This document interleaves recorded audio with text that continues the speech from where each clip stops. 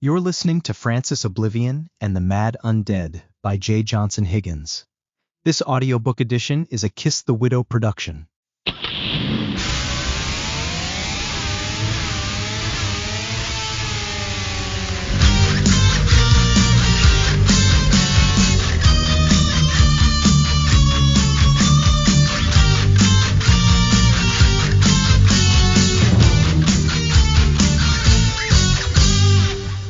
Chapter 11. The Origins of the Nuclear Blast and the Odd Behaviors of the Mad Undead. Journal of Adrian Eckenrode. Continued. October 18th. Anyway, Becca feared for my life and stated that Francis had a way of making your life a living hell if he targets you. Becca was living that hell now but had developed workarounds to the chaos. She said that he typically did not kill his primary fascinations immediately because they served as a sort of grappling hook to our physical world in a parasitic way. He needs us. Well, he needs Becca for now anyway. It was more often the ones around his primary targets that were in immediate jeopardy. He did not need them. Me. Except to motivate and temporarily feed his followers. Becca didn't mess around about the dangerous aspects of our situation, so I took her word for it. In fact, one could say that if there were ever any procedural errors in our days together, it was likely because I played a role. Her goals were clear, and she rarely deviated from them. Those goals were defeating Francis and staying safe. Defeating this monster sounded impossible to me at that time, but she didn't think so. She also believed that I was to play a role in the creature's downfall. She gradually explained why and introduced me to the strangest phase of my life. Strange, but also one of great personal growth. Becca told me that I just needed to follow her basic requests if we wanted things to work out. Most of her requests were centered on amulets and magical safeguards, particularly that I should wear them, and rarely ever remove them except for bathing or to re-bless the objects following a particularly negative encounter or extended use. She said to sleep with them on and always do as she said if she provided any special instructions with a magical premise. She'd already given me some amulets when we first met, but explained that she wanted to go further, give me more, teach me to use them, and went into some detail about this. Becca explained to me that Francis was the one behind everything that was happening, and that the shadows we'd seen so far were just his followers, his puppets. As deadly as they appeared to be, they were nothing compared to the one commanding them, because he could transcend worlds and enter our subconscious minds where the others could not. He could kill me using my environment, my thinking, my mood, or even my own hands, for example, and I'd never see that coming. That is, unless I was guarded from that influence by a special or greater force that works like he does. I saw Becca as that great force, but she looked at the whole situation differently and dismissed that notion. She considered the greater force to be the planet, the moon, the sun, and the energy around us all the time. She just knew how and when to tap into it as someone with a lot of experience. I may be a high priestess, sure, but it's not like I'm some kind of goddess or a dragon. I don't make the rules. You're giving me too much credit, she would say to me. Then, she explained that distinction in more relatable terms until I understood. I'll do the same. To put it a different way, if we were in a computer system, for example, she didn't see herself as a programmer who could write the code and change the rules or the environment. She saw herself more like an administrator or super user of some kind, with the passwords or expanded permissions, who knew all the hotkeys so she was quick, and who was particularly good at finding creative ways to make sure that the system that she thoroughly understood worked to our benefit and protected us. All without actually changing the hard-coded basic rules. She knew when to step aside to let it run and when to make active, legal choices to intervene. To me, it all looked the same, especially at her skill level, and if it meant that she could seemingly pluck energy from thin air and put it to use before my eyes. Becca emphasized that truly effective protections had to be multi-layered. Her plan had 3 parts. First, Becca and I would both wear basic protections from black magic, psychic attack, and physical threats. Second, she would be the one to cast spells, defensive and offensive, in order to provide us with security when the situation suddenly called for it. Last, she would take additional steps to exponentially enhance the strength of both our ongoing baseline protections and the incidental spell work. This third point was apparently a much higher level of witchcraft and required forethought. The plan seemed to make sense, and it was clear to me that she would have done all of this in my absence and was already doing it. From a large collection of hers, Becca gave me amulets to wear around my neck. She even took the simple hemp necklace I already had and blessed it for me. I'd had the thing for as long as I've lived in Siena, and it was really the only jewelry-type object that I personally owned. It wasn't much, but it was familiar and a habit for me to wear. She said that it was a good thing that I owned it because it already had my vibrations all over it, and it didn't need to learn them like a new object would. Then, while we were in the common area of the house on the love seat, she started describing some of the amulets and symbols that we were wearing, what they meant and how they were protecting us even at that moment. This is a fundamental protection sign, and this one repels negativity. Both redirect and defend you against psychic attacks. You may have seen them before. They're popular, even to people who don't practice. Becca said as she respectively drew the symbols on a notepad. An encircled 5-pointed star with the point upward, and then what looked like a hand with an eye in its palm. She wrote the names next to them and showed them to me. Pentacle. Hamsa. Becca pointed out examples on her own rings and bracelets as well as my new necklaces. She ultimately intended to give me this list she was making for me to study it, keep it on hand, and be ready to draw the symbols on her behalf if she needed assistance. There are many variations on these symbols, as you can see. This one was created to neutralize negative energy altogether, and this one never lets it start in the first place. It also happens to be a good luck charm for that reason. I wear a lot of this first one, though. See? She pushed her dark curly hair up and turned to show me an earring with the pentacle as well as a small tattoo on her neck of a similar but different one that did not have the circle around it. This one emphasizes spirit, putting it above all. Then, she sketched and wrote down that variation. Pentagram. These are excellent symbols for frontline magical and physical defense, and for repelling stray negative energy. Most symbols of protection, luck, and faith will do the trick. If you see any with special meaning or value to you, please choose them and wear them. If I don't already have them available here, I may be able to find some in the city on my next trip. I'd love to make this special trip. I like to keep a lot of different ones on hand. Becca reached into a small wooden box she'd set on the coffee table and sifted her fingers through it.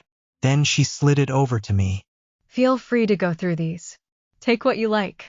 The box contained several small amulets and rings, including some very recognizable and common ones, like crosses and unks. More is always better with protections. If we both wear them, it would be perfect against the mad undead, and particularly if Francis tries to harm us physically. Then Becca raised a finger. But when it comes to Francis, it's almost always more complicated than a straight attack. It's possible for him to bypass these symbols sometimes to influence us in other ways. What if Francis wants to do more than harm us physically? What if he wants to harm our minds or our spirits? What if he's setting us up to harm ourselves by a possession, depression, or what will look to others like an accident? What then? She shrugged. He'd done it to me and my friends for months before I'd even realized it. That was when I knew the questions were rhetorical, and she readily offered her solution. For that, we would need foundation magic to fight him off, the preemptive kind that's much more powerful, sustained, and deliberate. Massive circles of protection, essentially. These kinds are erected for the long term. That kind of magic takes skill and a full knowledge of power centers because you must keep them in place continuously. You can't have lapses, or else they get exploited over time. She shook her head. That can exhaust you, make you vulnerable, or even make you sick if you don't do it correctly. Big circles have worked for me so far, and I've gotten better at them. I just wish I'd known I needed them earlier. I don't really know anything about circles or power centers, and I'm not sure how quickly I could learn in our situation, I said. It's all new to me, but I can try. No, don't worry. Becca reassured, with a tiny grin on her face. I've practiced them for years. Just follow my lead and you'll be fine. I plan to continue casting the spells for both of us. These things are ongoing. I'm willing to teach you more if you're interested, but I don't expect you to carry that responsibility. If you're going to be outside the sanctuary, like you insist, I just want you to better understand why I do what I do and ask these seemingly random things of you. Okay, babe? Okay, but what do you use to cast the circles and the bigger protection spells? A different set of rings? A special wand? Yes and no. She chuckled. It doesn't exactly work like that. Spells of this magnitude typically require a better understanding of the energy around us. It's more about sourcing it and working with those sources, with or without the jewelry to assist. The rings help a lot, which I'll get to, but always remember that they are only tools that help with what we already know and could perform without them. They enhance those spells, and they enhance the flow of energy for protection, etc. If we use these tools for larger, ongoing spells, it's about understanding the symbols they incorporate, their connections to the power sources, and using our appropriate power centers in combination. Power centers are important. They help to calibrate. In my experience, as far as power centers, it's best to have the most powerful symbols around our feet and ankles. That seems strange. It's not though, if you think about it. There's more transformative power in our feet than anywhere else, much more than you'd ever imagine, and the tools or symbols can simply help to enhance that power. Most people don't even realize power is there because it's such a low point of the body with no major organs, often neglected or overlooked as a power center. The funny thing is, it's precisely because they are at a low point that they are so powerful, sensitive to the smallest fluctuations, yet durable and resilient, like the root of a plant. They must be. Because of them, energy runs the full span of our bodies and impacts our alignment, starting from the ground and all the way to our heads. Consider that we stand on a charged Earth that moves at almost 19 miles per second about an exceptionally powerful sun. We can move our hands and utilize wands to guide the raw energy around us, but if we're not grounded, and we don't know where we stand in relation to that sun, the greater mover of it all, we're just lost, everything would seem arbitrary, and the spells may not work out like we think they should. She shifted and went on. It would be like playing with static electricity instead of being plugged in with a power supply when an outlet exists. We'd end up accessing far less than our potential, randomly overloading at times, or even working against the natural flow of energy in short bursts and wondering why it's fighting us or weakening us over time, as we try to create energy ourselves or stir it up. Trying to create energy this way is inefficient. We instead need a direct line to the existing energy and then tap into it at will while it passes through us. Our feet are the gateway to that charge even when we're not thinking about it, which is an asset for long-term spells where breaks are a liability, and that is the difference between using the power enhancers that are closer to the source, like anklets, and other enhancers that are better for directing the energy once it's already flowing through us, like bracelets and wands. I've recognized that importance over time through trial and error, so that's why the symbols I've chosen for my feet and ankles assist so much more with my spell work on a broad scale and ongoing basis. I looked down and from what I could see, Becca had silver anklets with protection symbols and charms all around them. I saw the array of tattoos and jewelry she was referring to. Many were the symbols she'd just sketched, particularly the pentacle, but there were others unfamiliar to me. The symbols each took on a new meaning as she spoke, but she gave me a closer look as she sat up and casually rested both of her legs across my lap. Better? Becca asked, though I knew it was more of a playful and flirty gesture than a simple offer for a closer look. I placed a welcoming hand on her shin as she sat back with her notepad and pen, but eventually, she went on with her description once she saw me admiring the alternating symbols on her anklet. That's actually an earth symbol, if you're wondering. Becca went on, pointing down to the specific symbol that I did not recognize. It looked like a cross inside of a circle. It was like she'd read my mind before I could ask just then. Many of them are earth symbols. It's a strong element for me, so I emphasize it. It also helps the most with grounding, as you can imagine. As Becca went on describing her connections to the earth and that its color was green, it all started to make sense to me. At least since meeting her, Becca's nails were painted one of two colors, black or a rich emerald green. She wrote the symbol's name, Earth. A variation looks like this. Becca then drew what looked like an equilateral triangle with one point downward and a horizontal line through it. She pointed to one of these variations on her anklet and then to the bottom left point of a thick, interlocking pentacle tattoo on the top of her left foot. Each corner of the star had a symbol, which she briefly explained. When you draw pentagrams and pentacles, they can be either invoking or banishing. Each corner point corresponds to the four elements, and the top is spirit. Therefore, to invoke or banish that element, you need to start the movement toward or counter to that element. Just know that there are many different traditions for invoking and banishing. What I'm showing here is not the only one. Also be aware that spirit is different and has an additional dimension. It can be passive or active. Like this. She labeled and demonstrated multiple examples on her notepad. Several were under the labels invoking and banishing with arrows indicating direction. Above them all, she'd drawn the general form. My tattoo is of the general form emphasizing all the elements so that all my magic is strong, invoking or banishing. This corner happens to be earth. I could see that Becca's other anklet also had many of the same silver charms dangling from it, and the earth symbols were prominent. Then, I noticed that she had several rings. The ones on her left foot were more basic, interlocking knots and a simple ring, but there was a lone silver ring on her right foot that seemed special. What's this one? It's a variation on the tree of life called the grounding tree. Becca replied, shifting slightly. Francis hates that one. She started sketching the symbol and wrote it, Tree of Life/Grounding Tree. The ring was more complex than the others. The silver ring had a tree with leafy branches on one side and visible roots on the opposite side, almost like a mirror image. The roots converged to form the thin wire frame that wrapped about her long toe. It's actually the most powerful ring that I own. Becca continued.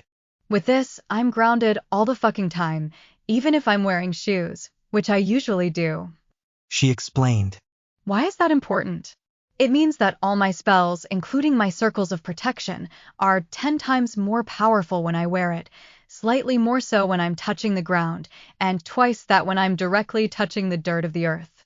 That's amazing, right? It does wonders. That sounds impressive. I looked up. It's working right now to keep us safe. So much energy passes through it that I cleanse it with blessed salt every morning before I tune up my bike as part of my routine. I could also see that Becca had small tattoos of birds' wings at her outer ankles that I simply hadn't paid much attention to. And what about these wings? What do they mean? They're a wind symbol. They help with speed, especially in dreams, but in waking life, too. She smiled coyly. They also help with communication. They'd even help me escape death. If I ever really needed to come back from the other side, they'd be like the expressway before the door closes. As Francis knows, I'm hard to kill. As far as protections, the anklets protect me just like the bracelets do, but they're stronger. They need to be. They allow me to address these here. Becca shifted and pointed to her inner ankle. Do you see these? I looked closer and then I saw them. At her inner ankle she had marks that looked like scratches or tiny cuts, but they had a faint orange glow to them. What is this? Are you okay? I'm fine. She shrugged. It looks worse than it really is, and it looked much worse about 5 months ago, but it's had time to heal, if you can believe that. It takes a long time to heal. It's at the posterior tibial artery, where Francis was drinking me last year. Drinking? You never see him do it. That's the strange thing about it. It's oddly easy to miss at first if you don't know what to look for. It just feels annoying, like an itch, bug bite, or a paper cut at first, never like something to be concerned about. Then, after it's been around for some time, it starts to grow bigger and never quite heals. Then, it starts to glow a bright orange. He did it without me seeing him for weeks, so it's easy to pass off as nothing until that point. Francis knows the power areas like these. It's not trivial, so if you see it on yourself, please let me know now that you know what it looks like. Now I wear these anklets and he hasn't touched me since. I have these too. She showed me armbands with fewer distinct symbols on them. They covered similar but less intense markings at her wrists. I noticed these first. That's why they're not as bad, not even glowing anymore and barely visible. These protections really work, and look at these. She grinned. Becca tugged down on the collar of her shirt and showed me more tattoos about her neck. They were like her anklets but more stylistic and deliberately aesthetic. Vines with protective symbols intertwined. I should point out that Becca had many tattoos, of which this was a minor one that seemed to blend well with the rest. It may be better to think of it as a small part of a growing mural. A notable tattoo was of what she called a deer fox. She said it was an elemental, a cross between a deer, which is earth and fire, and a fox, which is fire. It's a hot earth elemental or an earthy fire elemental, depending on how you look at it. She said. It looked like a deer, but its tail was long and on fire. It also had sharp teeth yet stag antlers. It almost resembled some type of dragon but without wings. Permanent markings, like tattoos, are good for 24-hour protection. The symbols look familiar, don't they? I got this late last year, but it's still not quite finished yet. I need to get it filled in. Francis had other plans for me. Becca shrugged. It still gets the job done, though. I'm not going to ask you to go this far. I'm clearly not a tattoo artist. But I do want to at least give you something temporary that's like a tattoo for the time being. I could draw some on you with regular ink. Is that okay with you? I think it will help. I agreed with this. She gave me some temporary tattoos soon after. She included several symbols. Some resembled peace signs, encircled pentagrams, different types of crosses, stars, mostly 5-pointed but some 6-pointed too, and others I did not recognize. Then she said, Take off your shirt. I want to give you bird wings too. Of course, I complied. Why bird wings? You are a bird wings kind of person. It doesn't work for everyone. It will be very basic. Just sit tight. She said, biting her lip. Clearly, these will have to be redrawn later, and now I'm just fucking around, but maybe one day you'll get real ones that we don't have to keep redrawing. She added. She said such strange things sometimes. She softly ran her hand across my back to find the perfect place to begin before she would draw the stylized wings. Then she pulled one of her daggers. The green one she referred to as Day, to which I flinched. Babe, this is harmless. I'm not going to hurt you. You do trust me, right? Becca asked but soon made her point. It's an athame, never used for cutting. Not that I'd want to. If I cut with it, myself or others, it loses its power. That's the catch. It's for spells, for added power and direction. Just stay still. Becca brought the now resplendent green dagger close to my back. I felt the cold flat side of the knife touch my back and she moved it in a circular motion. She said a few words under her breath. An incantation before she concluded. Then, she put it away and finally proceeded with the ink. You're so bony, Adrian. Makes me feel like a fat ass, I swear. She teased as she flicked the ash from her largely neglected cigarette into a small tray nearby. You're not though, I said turning. You're actually… Stop moving. She righted me. You'll mess it up. It's a masterpiece in the making. She passed the cigarette to me. I did not normally smoke, but I accepted the gesture and took one simple, and probably incorrectly executed, puff. Amazingly, I didn't cough or seem like an amateur. When she finally finished, she applied scented oil to my back just above the wings. Just a little that was also for protection. She said, I was thinking, I should give you a special name too. I think you'll be Hawkbeak. Hawkbeak? Or what about something more like… Nope. Just Hawkbeak. Shut the fuck up. That's your name. She teased. So, I don't get any say in this? Nope. It's not a democracy. When a person of my stature gives you a name, it's best to just roll with it. Nobody messes with Hawkbeak. And if they do, I personally destroy them. That's how this works. You get the name, I destroy. Your name is Hawkbeak. That's the deal. Okay. I chuckled. By the way, how did you get your name, Stars? I like to collect 3 things: books, motorcycles, and throwing stars, all different shapes and sizes. Becca smirked. What do you do with them? I don't really do anything with them, and especially not now. They are not effective on the mad undead. I've tried. It's like they don't register for them, even as an inconvenience once they make contact. It damn near cost me my life when I tried. They respond better to blunt force, momentum, that kind of thing. Getting back to my point though, I just think they're fun to look at. My brother gave me my first one, so I started a little collection. I can't walk around with them, but it's perfectly legal to own them. I didn't have a club name until Jerome, one of my riding buddies, saw my collection. Then he started calling me Star Zaza. That's how it started. It's a dumb name without a lot of substance or meaning on its own, but that's what keeps it fun. So now you get a dumb name, too. We conversed about the shadows as she gave me additional markings. Much of the beginning of our conversations focused on the shadows but eventually led to their master and his catastrophic actions against our world. It started happening last year. Becca went on. Overseas, the violence started to escalate with the war, and it was sucking every country into the conflict. The remains of the deceased never seemed to make it back home. It was a big controversy. Do you remember hearing about that? But even here in Siena, people I knew were starting to die from unexplainable causes, and strangely their bodies went missing from the morgues.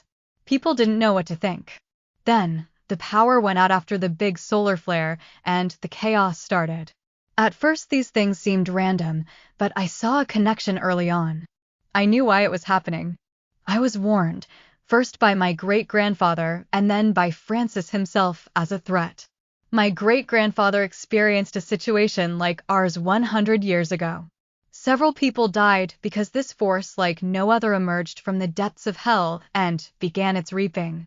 I think our situation is much worse though. Once I realized what was going on, I tried my best to intervene directly, but that only made things worse. There came a point where it was nearly impossible to protect anyone or make a difference using conventional means. It was just too big.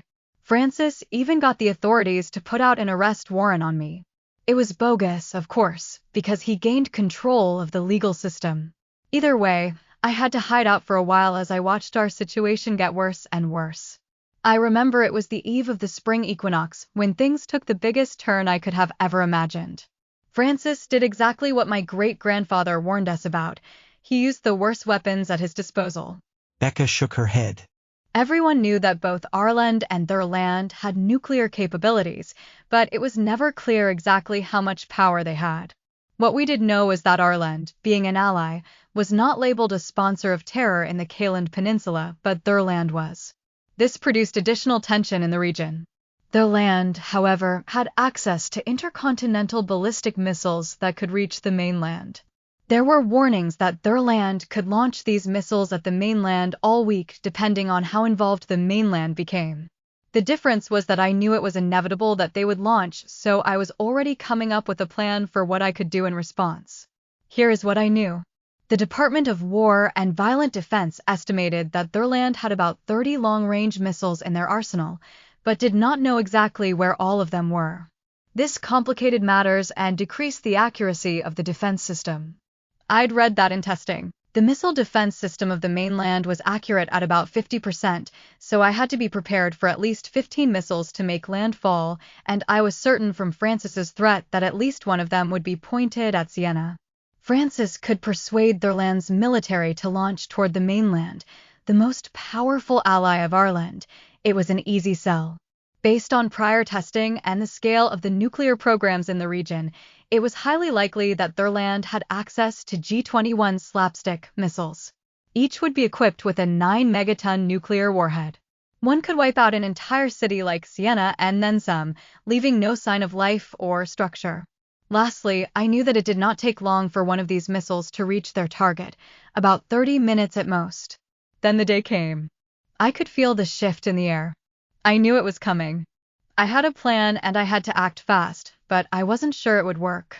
So, what did you do? I asked. I performed the most powerful spell I'd ever performed. I took my athames, morning, day, and night, to help focus my energy. I put everyone I could into a temporary safe place and conjured a circle of protection so large that it blocked the power of the missiles when they arrived. It didn't completely stop the blast, but it made a difference. Becca explained like these were simple things. That was you who stopped it? That's amazing. That's unbelievable. Everyone should know about this. That's a big deal. I went on like a giddy child, so excited to be meeting his idol. I did my best, but my best was not good enough. Look at this place. She waved back, unaware of the irony. That it appeared tranquil around us, which was clearly a direct result of her stopping the strike and using her circle to absorb the wave of thermal radiation that would have otherwise rendered this distant area a wasteland.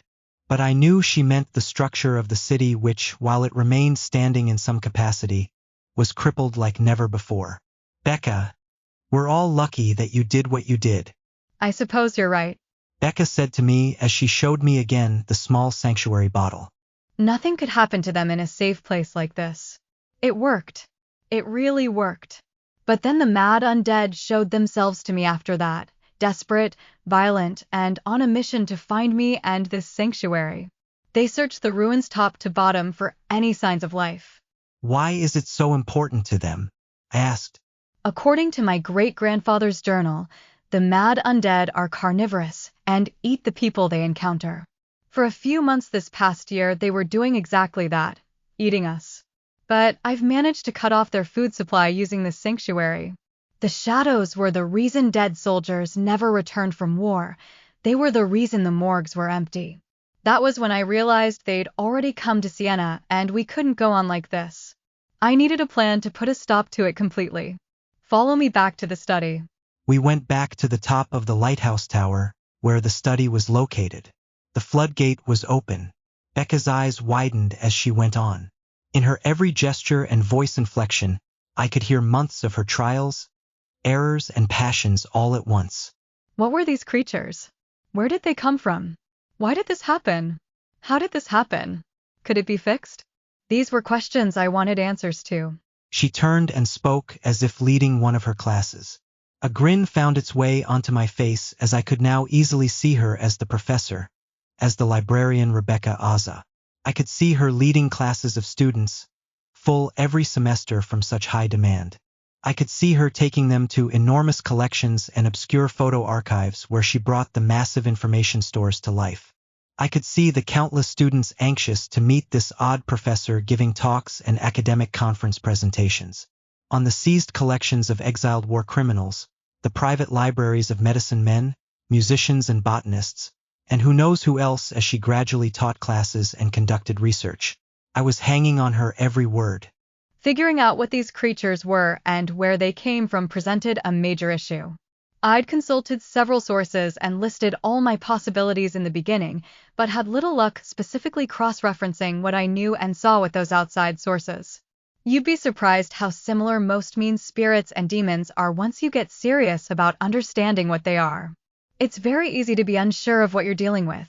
But that was when I realized I was either dealing with something new or an old concept that was simply not well understood. Therefore, I needed good modern intelligence on them and needed to build my own working understanding of them. My great-grandfather's journal is really the start of that. The shadows are called the mad undead, Becca explained. I started keeping track of them several months ago to build a theory. I started monitoring their behaviors, movements, numbers, and locations, how they interact, everything I could. I've traveled and gathered the best resources and compared what I found through observation. I know a lot about what they do now. From the northernmost point of Siena to the eastern island, I have an approximation of where and how the mad undead operate. I've found that they disappear during the day and reappear at night. Becca drew my attention to the map. I also noticed hotspots for them. They seem to be moving in clusters of about 10, and I've identified 5 clusters.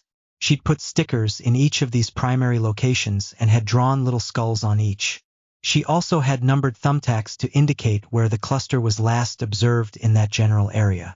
This is approximately 50 of them total, 54 by my most recent counts, and I'm fairly confident that this number has not increased or decreased in the last 5 months. I've named and numbered them to keep track. I have logs. When I found you, you were in a hotspot with a cluster of 12, this one. She pointed. I was there before dawn to observe, the safest time to observe and be able to flee if needed. This is important. Becca turned to me. There is really only one area where we could flee to and that the undead will avoid. We're in it right now. Why is this area safe? It's safe because I'd put up a strong circle around this area in a wide radius. I've placed special stones at strategic points on the perimeter to keep it this way. I've even created additional circles within that circle so that it is progressively more difficult to make it this far. Thus, the importance of my grounding tree ring. Circles like this are not fail-proof, but they're effective, so no matter what, do not leave my circles unless absolutely necessary, and please clear it with me first if you do. Just be warned that regardless of my circles, I'm seeing that they're becoming more aggressive. They're caring less and less about my protections. I haven't been able to make observations like I used to because they are much faster to react than they were 5 months ago. It's like they can better sense me, and they take bigger risks. I believe it is because they are hungry and erratic. During my observations, I have seen the undead shift in and out of our world at dusk and dawn respectively. Have you seen it? I had not and indicated this. Immediately following, I watched Becca basically act out this scenario before me. I've followed a group and watched them do it more than once. They find a shaded area, typically in the woods, to become still and wait. They lay on the ground in a supine position, just like this, and a fire appears before them. Soon after, they become dust and poof, vanish in an instant. At sundown, this dust reforms and they emerge from the ground, intact and in the same place. She sat up. I've never seen anything like it before. My great-grandfather's journal has been the best resource I've consulted on these shadows. If there is an answer to be found, it's either there or right outside this door. Becca pointed toward the doorway. And what about the main one that's now looking for you? How does he behave? I asked. Becca grabbed the sanctuary bottle and tucked it away. That was when we discussed the 55th being and how he was different from the others. She had come across Francis 3 times so far, or rather, it found her 3 times. But she struggled to physically describe it to me, and for good reason. She had not actually seen it in the flesh, but she knew it was there invading her space, using psychic attacks and possessing those around her to make them do evil or uncharacteristic things. She said that it was something she could feel more than anything else. She said that her great-grandfather had encountered the same being almost 100 years ago, and that he'd written about it in his journals. She'd shown me his journal and directed me to certain entries. The entries identified when he first discovered that something was after him and gave an ambiguous clue of what can be done to defeat him. Initially, I was at a loss for understanding how she could be so sure about this being and even that it was the same thing pursuing her, but that all changed when I'd experienced the apparition for the first time, and she told me about her experiences over the last year. At the lighthouse it surfaced in this subtle way just like she described. It found us. I wasn't absolutely sure what we were dealing with at the time, but in retrospect I couldn't deny that we were dealing with something malicious and persistent, not unlike that monster described in her great-grandfather's journal and her anecdotes. It was influencing our thoughts and may have forced us to do things against our will already.